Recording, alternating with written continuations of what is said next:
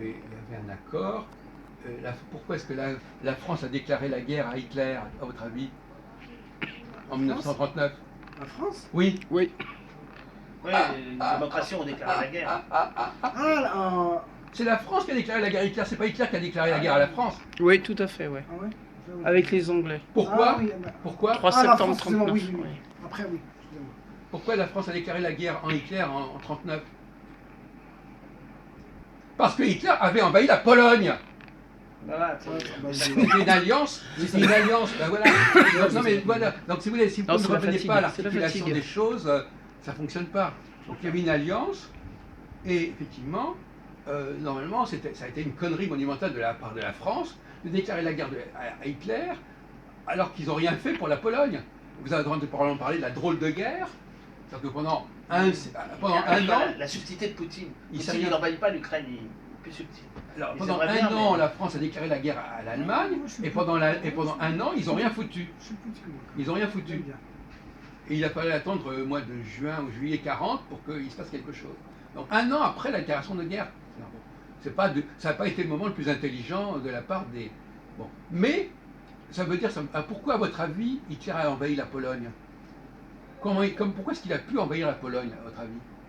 Parce qu'on répète encore une fois, s'il n'avait pas envahi la Pologne, il n'y aurait pas eu de camp de concentration, il n'y aurait pas eu la destruction des Juifs de Pologne, etc. Donc tout ça, c'était pas Hitler, quand on dit il voulait faire ça, non, il a fait ce qu'il a pu faire par rapport aux conditions qui ont été proposées. Et puis Hitler, il faut rappeler une chose, juste une petite chose, il était un peu comme Jacques, il aime bien l'astrologie, et il avait des cycles aussi comme ça, et il se dirigeait beaucoup par l'astrologie, Ah et, oui, et apparemment, à un moment, c'est parti en couille. D'accord, bon, passons.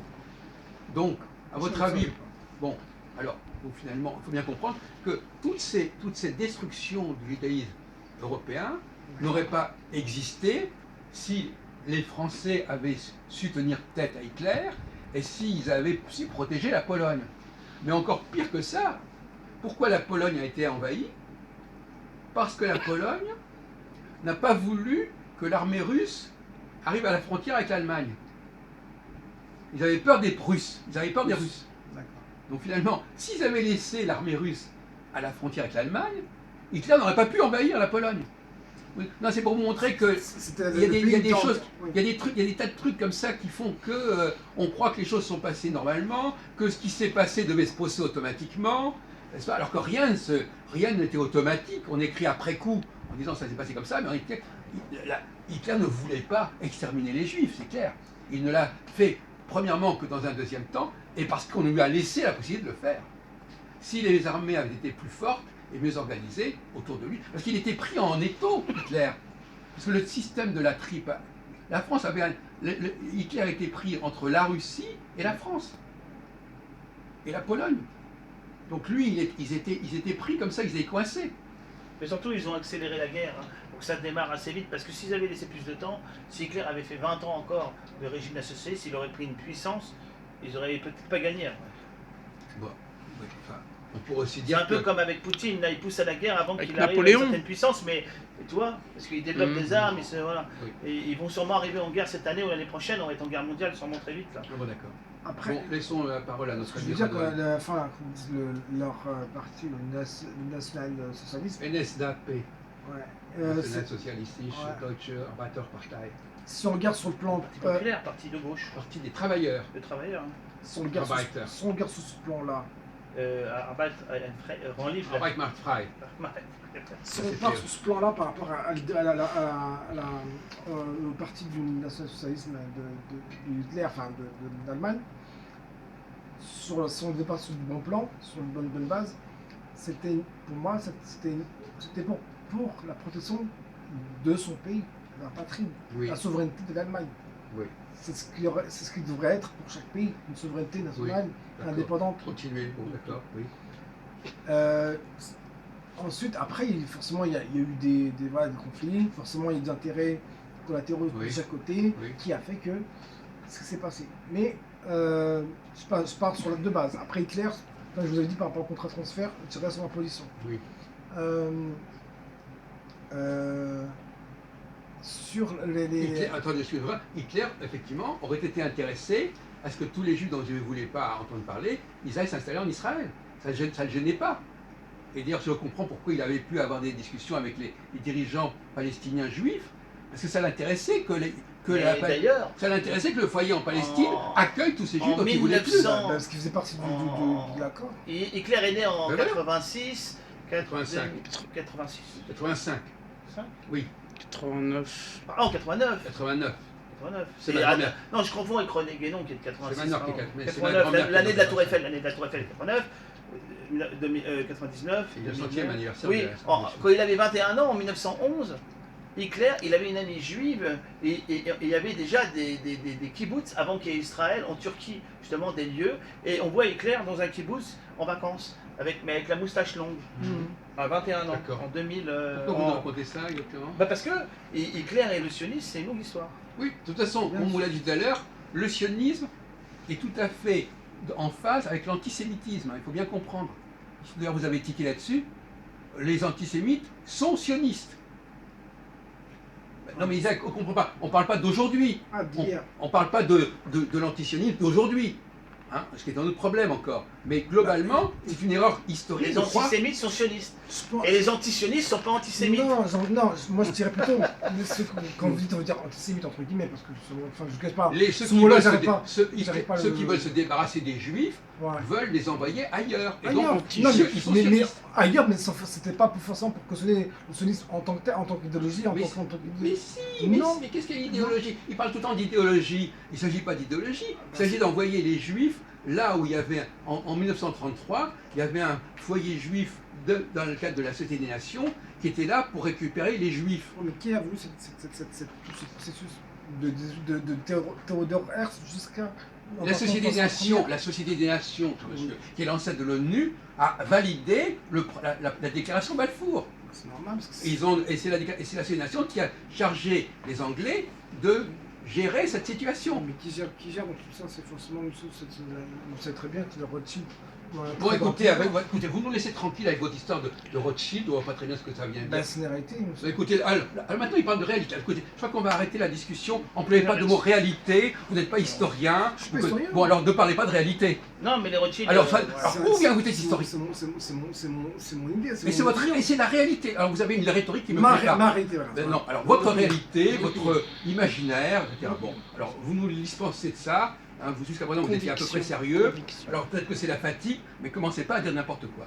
D'accord. Alors effectivement, donc, on a bien la leçon de notre discussion, c'est que même si Hitler dans Mein Kampf a pu écrire ça, on n'écrit pas l'histoire après coup.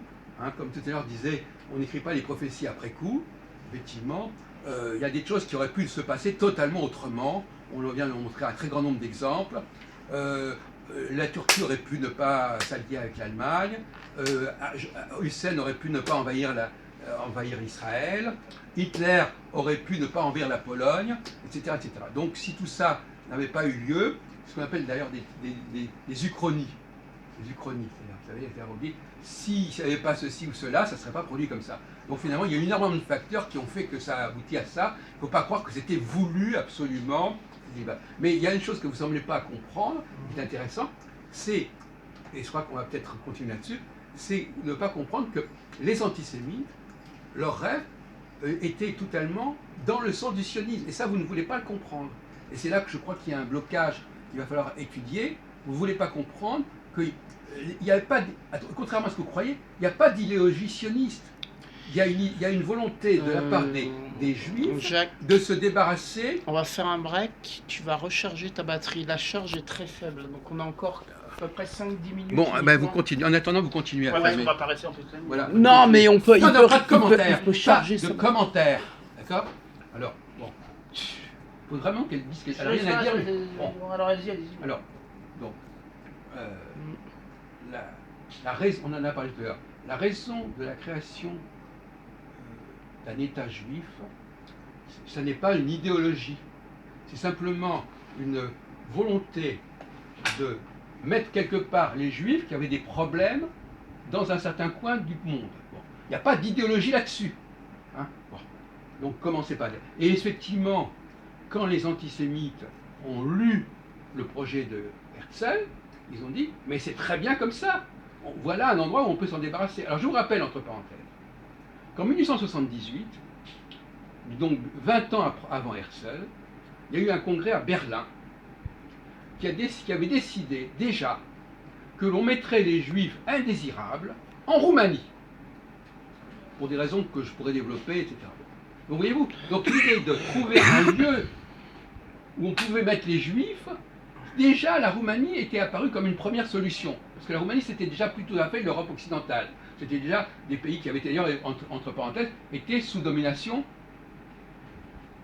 Comment vous dites? Non, la Roumanie était sous domination ottomane. Ouais. Ah oui, je suis désolé. C'est paradoxal, mais c'est comme ça. Je ne sais pas si vous le savez, mais une partie de l'Europe de l'Est était de l'Empire ottoman. Bon. Et ce qui est amusant, parce que la Roumanie était l'Empire ottoman. C'est Vlad qui les a. C'est ça, Vlad Voïvoïde. Non, pas l'Empaleur qui les avait. Bon, écoutez. Avant. Oui, enfin, ne mélangeons pas tout, s'il vous plaît. Bon, donc, une partie de la Bosnie, la Hongrie, la Serbo-Croate, etc., tout ça, et la Roumanie était sous domination ottomane. Alors, le paradoxe amusant, c'est que aussi bien la Roumanie que la Palestine, c'était là où on voulait mettre, par exemple, les Juifs, et dans les deux cas, c'était l'Empire ottoman. Bon, alors donc, finalement, quand l'Empire ottoman, alors, premièrement, il y a eu deux dislocations de l'Empire ottoman. L'Empire ottoman a d'abord perdu ses territoires en Europe de l'Est, hein, et à ce moment-là, on a dit, ben tiens, on va mettre les Juifs en Roumanie. Après, il a perdu ses territoires au Moyen-Orient. On a dit, tiens, on va mettre les Juifs là. Je veux dire que c'est les mésaventures. Nous avons parlé des réussites de Hitler. Ben, les mésaventures des Ottomans ont fait que, ben, quand les Ottomans reculaient ou perdaient leur territoire, eh bien, on disait, tiens, mais c'est bon pour mettre les Juifs. Alors, vous nous parlez d'une idéologie. Il n'y a pas d'idéologie sioniste. Donc, quand je vous dis que les antisémites, tout simplement, ils trouvaient tout à fait bien le sionisme, ça a l'air de vous surprendre. J'espère que maintenant, vous avez intégré que ça n'était pas du tout surprenant. Mettez-vous à la place d'un antisémite, hein, et même Hitler lui-même. Hitler, il aurait rêvé que tous les juifs d'Allemagne, il appelait ça Judenrein, que l'Allemagne soit libérée, soit purifiée de ses juifs. Il aurait rêvé qu'il y ait un endroit où on puisse les mettre, ces juifs. Et comme il n'a pas trouvé d'endroit, il a fait la chose. Voilà.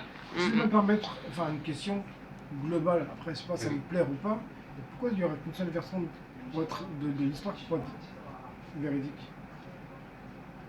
De cette histoire, de cette version. De toute façon, il n'y a qu'une seule version, mais est-ce non, que. Une version d'un parti. Voilà, mais après, est-ce que le parti qui a gagné l'a vraiment complètement intégré, la donne vraiment vous avez, excusez-moi, vous avez une autre version de la situation, Radouane?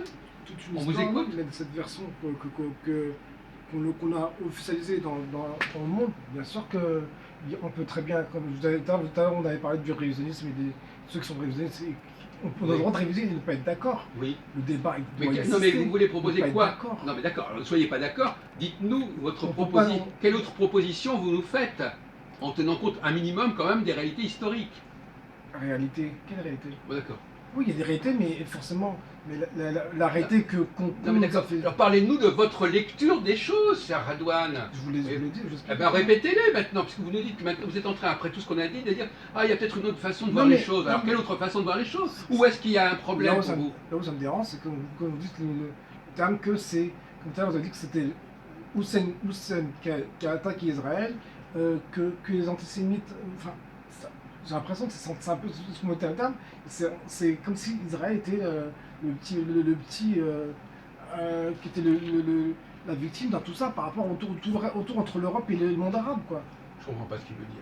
Je crois que vous êtes en train de vous fatiguer beaucoup là, vous êtes en train de vous épuiser. Non mais qu'est-ce que vous racontez là? De quoi vous parlez? J'ai l'impression que vous n'avez même pas compris ce qu'on a dit. En fait, on n'a jamais dit qu'Israël avait été victime. Au contraire, ce qu'il veut dire, c'est que moi je partage rien ou pas, peu importe. Oui. C'est que, si j'ai bien compris, ce que vous dites, c'est qu'il n'y a pas vraiment d'idéologie sioniste, mais c'est plutôt les conséquences de l'histoire telles qu'elles sont arrivées qui ont créé les conditions. Non, c'est que. Non, mais il n'y a pas. Non, il y a d'abord vraiment parler d'une idéologie sioniste, ça me paraît. Alors, effectivement, ça c'est anachronique. C'est-à-dire qu'il projette. Anachronique, c'est-à-dire qu'on projette sur ce qui se passe à un moment donné, on projette ça sur une période qui est bien antérieure au moment considéré. Donc c'est anachronique, vous avez un point de vue anachronique. C'est-à-dire qu'à l'époque, il n'y a pas de plan. À l'époque, c'était pas comme ça. Il n'y a pas de plan préparé, c'est l'histoire qui s'est faite, ça aurait pu se faire autrement, ça s'est fait comme oui, ça. Absolument. Pourquoi il y a des politiciens, des intellectuels, des penseurs qui se revendiquent sionistes? Non, maintenant ça a pris de l'importance, mais ce qui veut dire c'est qu'il n'y a pas de plan préparé, que c'est arrivé comme ça. Le sionisme par un enchaînement de facteurs. Le sionisme a été récupéré par la suite, d'ailleurs comme je disais, a été récupéré par la suite pour des raisons religieuses. Et comme ça s'était produit en Palestine et pas ailleurs, il a été évident que le fait que ce soit en Palestine a rallumé une dimension religieuse. Mais si on avait envoyé les Juifs ailleurs, à Madagascar ou en Argentine, on n'aurait pas réveillé cette dimension religieuse, puisque Madagascar et l'Argentine n'avaient pas de rapport avec la Bible. Donc effectivement, il y a eu un phénomène, alors aussi, mais là encore, vous voyez bien, c'est comme disait Machin, vous voyez bien que c'est un engrenage. C'est parce que la Palestine est devenue une possibilité du fait que c'est un point, il y a eu un appel d'air là c'était libre, c'était possible de le faire, qu'à partir de là, il s'est greffé une position religieuse qui n'existait pas chez les sionistes au départ. Pour moi, c'est plutôt l'inverse. C'est plutôt le sionisme, c'est servi du fait religieux pour légitimer. Non, pas du tout. Lui, ce qu'il veut dire en gros, c'est ce que je vois les thèses qui veut dire. Ce qu'il veut dire, c'est que il y a des gens qui développent cette thèse, c'est que le monde anglo-saxon, les anglo-saxons, c'est eux qui ont, à travers leur politique, ils ont fait en sorte qu'arrivent des événements parce qu'ils voulaient vraiment installer un pays juif en Israël depuis très longtemps. Et ça c'est un point qui est intéressant que notre ami Jean-Paul rappelle. C'est qu'en réalité, ceux qui avaient introduit l'idéologie sioniste, c'était pas les Juifs, c'était les Anglais. Mais pour arriver à leur fin, encore pire, parce que les Anglais, eux, c'est ce qu'on appelle les sionismes chrétiens. Les Anglais sont marqués par le protestantisme, par toute une théologie. Et c'est eux qui ont insisté. On a des protestants américains qui sont antisémites et en même temps sionistes. C'est-à-dire qu'ils ne peuvent pas voir les Juifs, ils sont antisémites. Depuis très longtemps, c'est les protestants qui datent de Luther et tout. Ils sont antisémites et ils sont sionistes parce que l'arrivée du Messie ne peut venir que quand on vient, quand les Juifs retournent dans leur pays. Mais pour autant, ils ne peuvent pas les voir. Moi, je suis d'accord. Moi, je défends les populations juives. Moi, c'est les sionistes qui me dérangent. Non, mais moi, je défends. Moi, je défends personne. Il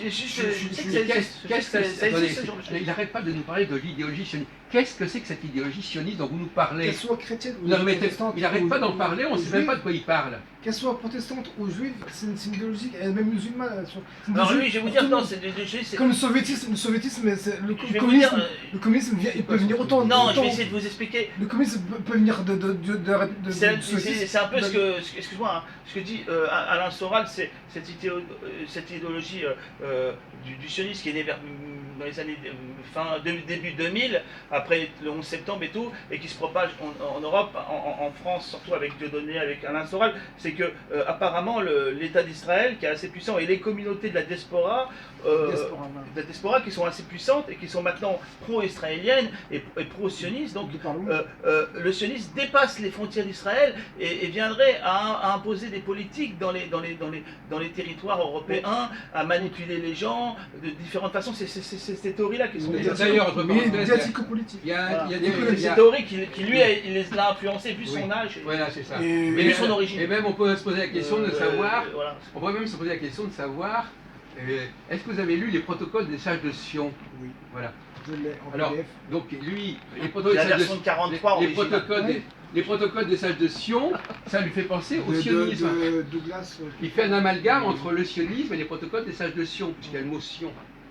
Non, enfin, le protocole des sages de Sion, c'est vrai qu'il rentre dans toute cette idéologie. Enfin, c'est le protocole des sages de Sion. Mais effectivement, les protocoles des Sion, d'abord, c'est un faux, de toute façon, déjà. En tout cas, ce qui est intéressant, le protocole des sages de Sion, même si on enlève on l'attribue pas aux Juifs, on dit, bon, c'est attribué aux Juifs qui veulent conquérir le monde, leur plan et tout. Mais si on enlève tout ça, on prend juste ce qui est dit, on dit c'est les Martiens, c'est les Inuits, ou peu importe, et on regarde ce qui s'est passé au niveau, comment on va changer les mœurs, comment on va changer l'économie, comment on va amener les vices et tout. C'est vraiment ce qui s'est passé. Hein. Ça, c'est très. Non, mais c'est très fort. Hein. Oui. Bon, voilà. Et d'ailleurs, leur grand maître, l'Antéchrist, celui qui va venir, il devra être maître dans le vice et en même temps n'avoir jamais touché une femme. J'y crois pas. C'est extraordinaire. On a des clients parmi nous. Voilà votre avis. À votre avis, Radouane, Oui. de quand ils datent les protocoles des sages de Sion? 19e Non, siècle. non, mais attendez, vous vous appelez Radouane? Non, non, Bon, mais alors vous l'affirmez. j'allais dire une chose, j'allais dire ça. Comment? 19e siècle, voire. Le 19e siècle, c'est Laurent, ça fait 100 ans le 19e siècle. Non, ouais, enfin, c'est... Non, mais c'est. Non, attendez. Je vous Ah, pose une question. il y a 100 ans, début du 19e siècle. Début 19e Non, siècle. début 20. Non, mais justement, il s'est trompé d'un siècle. Oui, à part non, ça, parce bon. que c'est début 20, c'est 1905. C'est pas Enfin, 1800, 1905. Voilà, donc c'est Je pas le pense que c'est 19e avant, siècle, je donc pense que c'est c'est pas. Non, mais d'après certaines doctrines, le contenu du texte sortirait de la franc-maçonnerie d'une certaine langue française en 1850. Mais ça, peu de gens le Non, savent. mais- J'ai dit ça à des francs-maçons et au Polonais, le juif polonais que je connais. Il était fou, il a failli m'arracher la tête parce que ça, il peut pas entendre. Tu dis du mal des juifs, ça le dérange un peu, mais quand parce que j'ai des documents là-dessus comme quoi le texte, il y aurait une partie qui viendrait de certains livres, Oui, les aux enfers là, Dante, Le et dialogue puis de Dante. une partie pour la partie subversive et tout, comment changer les choses, le vice et tout ça, de certains documents maçonniques. Tout à fait. Mais c'est Sauf que, Mais bon, dans le cas de Maurice Joly, on parle pas des juifs. non, on parle. C'était un texte qui a été récupéré, qui avait rien à voir avec les juifs, et on l'a recyclé pour le mettre sur le compte des J'ai juifs. l'impression que certaines personnes, Bon. ceux enfin, d'après certaines doctrines religieuses, là on rentre dans l'accomplissement des temps, que ce soit l'eschatologie musulmane C'est ou ça. chrétienne, il y a des gens qui sont qui l'ont subversifs. judaïsé. Non, mais des gens qui sont subversifs, qui sont les adorateurs de Satan directement, Ouais. et qui accomplissent les temps, qu'ils soient juifs pour certains, d'autres sont chrétiens. Oui. Et ces gens-là, à un moment, créent des choses sur Terre. Et c'est eux qui auraient créé l'antisémitisme, ils auraient manipulé. En tout cas, ce qu'il faut retenir, effectivement, une on l'a division dit, des populations. c'est que Ça n'a rien à ce voir sont avec que l'idéologie ces classique. juifs, que les Anglais avaient leurs propres intérêts à développer. Pourquoi c'est eux qui l'ont proposé? Bon, Après certains- ils avaient effectivement. Le juif est un bon outil. Voilà. Parce que le juif, et quand il a renoncé au Christ, il est proche du diable, c'est les fils du diable, tout ça. Ils ont comme une supériorité dans l'intelligence et dans la volonté. Et ces forces de subversion se servent d'eux, mais à la fin, quand ils sont servis d'eux, ils devraient les. Toi. Et c'est ça un mystère d'iniquité. C'est-à-dire qu'ils se servent d'eux, mais quand ils se seront servis d'eux, qu'ils auront fait leur travail de subversion jusqu'à une certaine limite, et ben ces gens-là, dont certains sont juifs d'ailleurs, mais qui n'ont rien à foutre du peuple, puisqu'ils sont au-dessus et tout, vont les. Enfin, Ils sont juifs par ils vont s'en occuper, ils origine. vont s'en Et par religion. il y a des choses qui parlent de ça, des livres qui parlent de ça, assez intéressants. Mais bon, là on. Il faut bien comprendre qu'il y a des sionistes qui ne sont pas juifs. Tout à fait, je suis d'accord avec vous. Il y a deux catégories de sionistes qui ne sont pas juifs. Il y a d'un côté les antisémites, et de l'autre côté les protestants qui ont une certaine image de la fin des temps et qui Voilà. veulent utiliser les juifs. Ils sont- Donc, il- voilà, il- donc c'est pas forcément. Et sur internet, il y a un jeune qui est français, il est très fort, hein, il fait des études spécialistes d'histoire des religions, il a des petites lunettes et un petit chapeau, il va souvent en Israël, il est sioniste lui, mais il n'est pas du tout juif, et il a fait plusieurs vidéos où il explique le développement du protestantisme sioniste, antisioniste en France, en Amérique. J'ai vu des vidéos. Il est super bon, lui. Enfin, Non, mais pas- il est technique. Hein. Il a plein de gloses, il sort une des. vidéo. Il est il est bon, lui. Hein. Enfin, pour étudier le sionisme américain et le protestantisme américain, Mais là encore, en l'occurrence, voyez-vous, ne sont pas anachroniques. Ce qui s'est passé par la suite, comment le sionisme a évolué par la suite, parce que déjà entre 1917 et 1897, parce que la raison pour laquelle les protocoles de Sion sont parus à la fin du XIXe siècle, c'est qu'ils sont parus en même temps que le mouvement sioniste a commencé. Hein. C'est ça. D'ailleurs, ils se présentaient plus ou moins comme les protocoles des congrès sionistes. Oui, à Bâle. Donc c'est pour ça que c'est pas. En 1800. Non, à Bâle, pas à Balte. À Bâle. Bâle. À Bâle, oui, à Bâle. Oui. B-A-L-E, oui, Bâle. Basel en allemand. Oui. Oui, Bâle. Oui, En ouais, Suisse. l'allemand. En Suisse, en Suisse alémanique. Donc c'est à ce moment-là que ça s'est passé. Protocole de Sion. Protocole, c'est un mot qui a été utilisé en allemand. 1894 d'après le texte. Non, 94, c'est l'affaire Dreyfus. Non, mais il date pas des premiers trucs, les premiers protocoles, c'est pas la date du 194. Enfin, d'après les premiers congrès qu'il aurait eu à Bâle, c'est ça. Mais le premier congrès, c'est 97. À 97, ah ouais, c'est ça, 97. Je n'étais Bon. pas très sûr. Alors les congrès là aussi, les antisémites ont ont profité du fait qu'il y avait des congrès des juifs, etc., pour dire voilà ce que les juifs préparent et voilà comment ils veulent conquérir le monde. Donc ils ont inventé ces protocoles. Le mot protocole en allemand veut dire acte de congrès. Et tout simplement, ça veut dire voilà ce qu'ils ont raconté. Ça veut dire c'est ça le mot. Donc c'est directement ça qui est lié à ça. Mais ce que je voulais dire pour terminer sur ce point, c'est qu'on n'écrit pas, vous ne pouvez pas dire que cette idéologie telle qu'elle s'est développée par la suite était déjà là au départ. Au départ, c'était simplement, je dirais presque de la charité. C'est-à-dire que voilà, il fallait sauver ces juifs, il fallait les mettre quelque part, il fallait leur trouver un abri, point final. Ce n'est qu'après. C'était la vraie raison au départ. Pour le protéger du tsar, en fait, c'est ça. Hein. Oui, c'était vraiment une raison très prosaïque. Déjà, le tsar faisait des pogroms, et déjà le chiffre de 6 millions de victimes, et en 1830, il y avait déjà 6 millions de victimes. C'est-à-dire qu'à chaque fois qu'il y avait un pogrom à l'Est, en Europe, c'était 6 millions. Il y avait des 6 millions partout. Donc le chiffre de 6 millions, parce qu'en fait, d'après les chiffres, c'est. Parce qu'on parlait de la Shoah, c'est 3 millions, 4 millions, c'est pas 6 millions, hein. C'est d'après les chiffres officiels, hein. C'est pas les révisionnistes, rien. Mais le chiffre de 6 millions, il est tellement resté, il est tout le temps là. De 1830 maintenant, il y a ces 6 millions. Et ce chiffre, il a un sens d'après kabbalistique à part. Oui, tout à fait. Oui.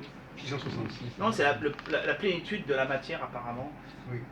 Bon, pour revenir par rapport à. Je reviens par rapport à la franc-maçonnerie, par rapport. Ah oui. Non pas dire que c'est les juifs par rapport à ça, c'est parce que ceux qui tenaient le pouvoir, qui ont l'idéologie de la franc-maçonnerie, c'est pas pour question par rapport aux juifs, ceux qui tenaient le pouvoir étaient d'origine hébraïque, d'origine juive. Ou pas, j'en sais en tout cas.